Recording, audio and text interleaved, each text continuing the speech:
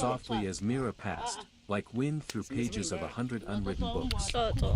An old storyteller in a chitin's robe called out, "Child, trade me a dream and I'll weave you a tale that can calm storms." A young woman with patchwork skirts and beaded braids held up carved boards. "These hold laughter from villages across the desert. Mix it in your cooking and your food will sing." A man with a banjo and a basket of sweet cornbread offered. "Share a memory, little one, and I'll play you a tune that brings the moon closer." Mira wandered deeper, the lantern in her hands glowing brighter with every step. She passed tables of carved masks, each one whispering its origin. A griot's face from Mali. A jester from New Orleans Mardi Gras. A bird spirit from tales told under baobab trees. The air smelled of smoke, honey, hibiscus, and fresh bread. Children ran laughing between stalls, chasing glowing beads that hovered like fireflies. Drums throbbed from somewhere in the distance, answered by a humming choir of unseen voices. Mira paused at a stall where an elder wove cloth that shimmered like water. "Your lantern," the elder said, "carries many flowers. But it is not yet complete. How do I complete it?" Mira asked softly. "By sharing," the elder said, hands never stopping their weaving. "Take what you've gathered, our stories, our songs, our foods, and carry them home. When you light them again, when you tell them in your own voice, the lantern will bloom into a star." Mira felt tears prick her eyes. She thought of Willowmere, of her grandmother's hands, of the dream walkers by the twin fires. She thought of the drums, the cornbread, the baobab canoe, the blues, and the kora strings woven into one melody. She held the lantern high. It flared so brightly that the whole market seemed to pause, bathed in gold. And then, softly, the lantern spoke, not in words, but in a warm wave of understanding. "Your journey is the bridge. Your story is the light. Carry us." Mira took a deep breath and stepped back toward the canoe, her heart full of voices and visions, ready to bring them home and light new fires. The Lanterns of Willowmere, Chapter 3, Drums Across the Water. Mira followed the lantern along the riverbank, the cool night air carrying the sound of distant drums. At first she thought it was her heartbeat, quick and eager, but then she heard the rhythm deepen, a cadence older than language, a pulse that felt both African and American at once, like a heartbeat of two worlds joined by the night. The path twisted into a grove of tall willows and baobab-like giants that seemed impossibly alive here, their roots curling over each other like the braids in a mother's hair. Fireflies spun around Mira in constellations, and their light seemed to form patterns, a starry map mixed with symbols.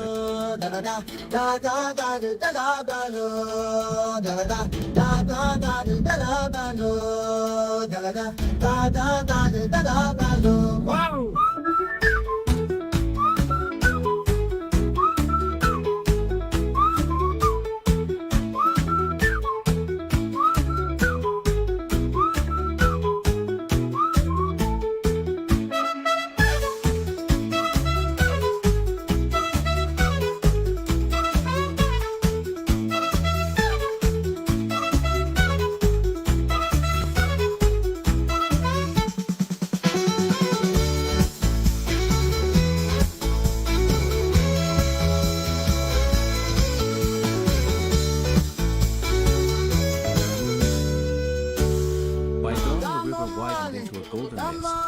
Myra's canoe drifted toward a shore alive with color and sound.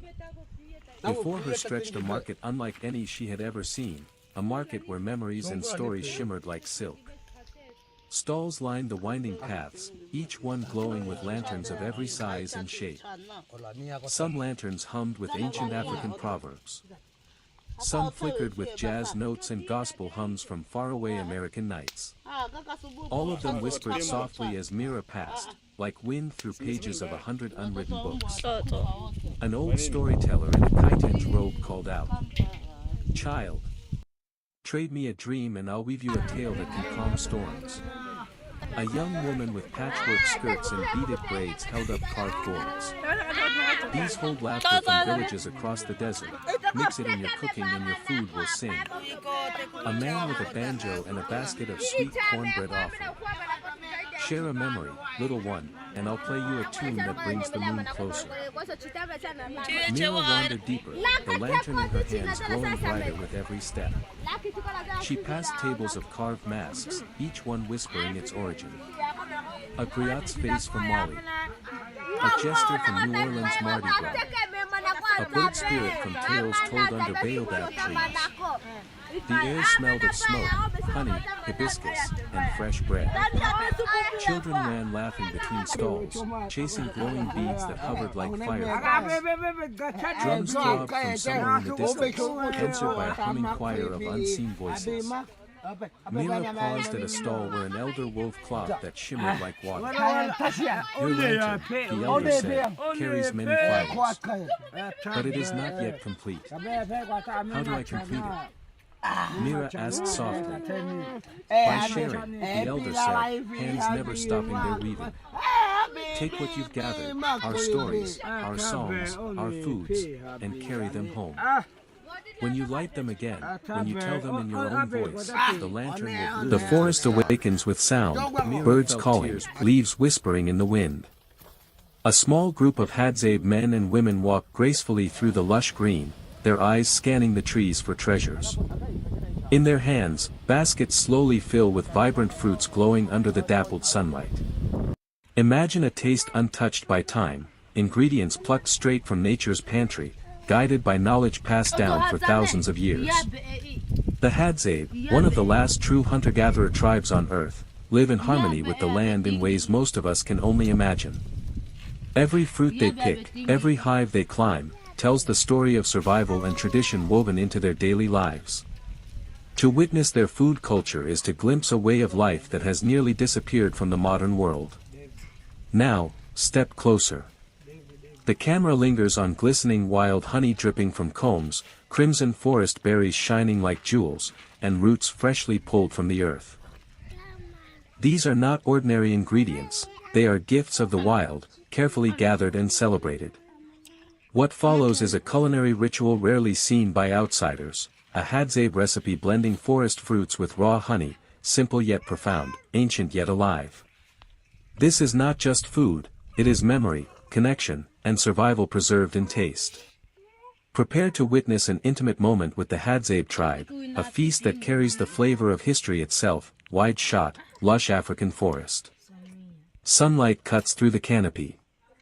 The Hadzabe walk barefoot, their movements calm but purposeful. Opening the unseen world. Imagine a taste untouched by time. Ingredients plucked straight from nature's pantry. Contextualization. Close-up, hands reaching for bright berries, children carrying woven baskets. The Hadzabe are one of the last true hunter-gatherer tribes on Earth. Their way of life, nearly unchanged for thousands of years, offers us a rare glimpse into humanity's ancient bond with nature. Building anticipation. Camera pans across a beehive in the crook of a tree. Honey drips like liquid gold. A Hadza climbs swiftly, retrieving the hive with ease. Here, food is more than survival, it is tradition. Every hunt, every harvest, every drop of honey connects them to ancestors who walked this same land. Ingredients teaser. Slow-motion shots, wild honey glistening, crimson berries tumbling into a basket, roots brushed clean against stone. Glistening wild honey, exotic berries, and fruits of the forest, simple, pure, untouched. Together, they form the foundation of a recipe as rare as the tribe who keeps it alive. The dish reveal. The Hadza gather, mixing honey with fruits. Children laugh, elders taste, sharing is central. This is not a recipe you'll find in cookbooks or kitchens. This is living heritage, a culinary tradition passed from generation to generation, kept alive through the rhythms of the forest. 2:10, Closing Reflection. Final.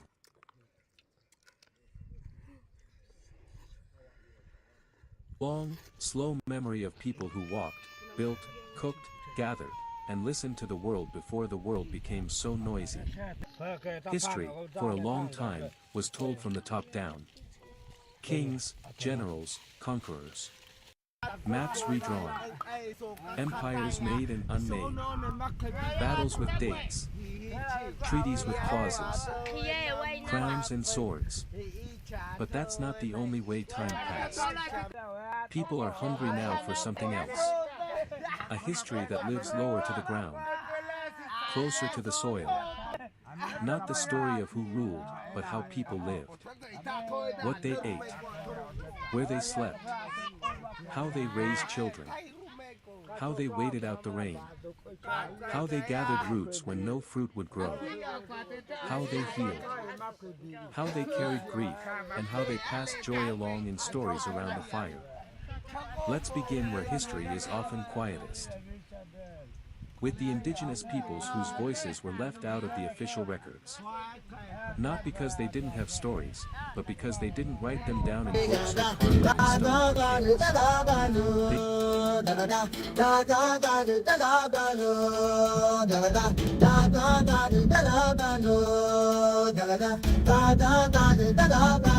Wow!